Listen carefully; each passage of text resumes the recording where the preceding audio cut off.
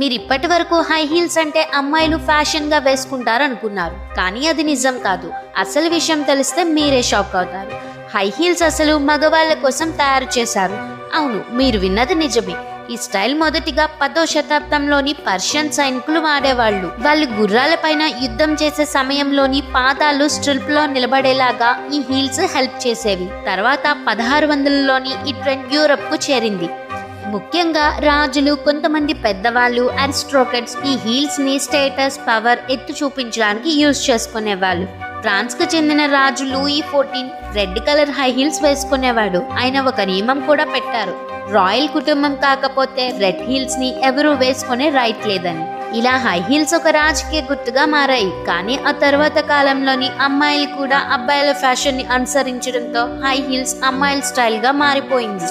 ఇలాంటి మీకు తెలియని ఇంట్రెస్టింగ్ వీడియోస్ కోసం వెంటనే మన ఛానల్ ని సబ్స్క్రైబ్ చేయండి.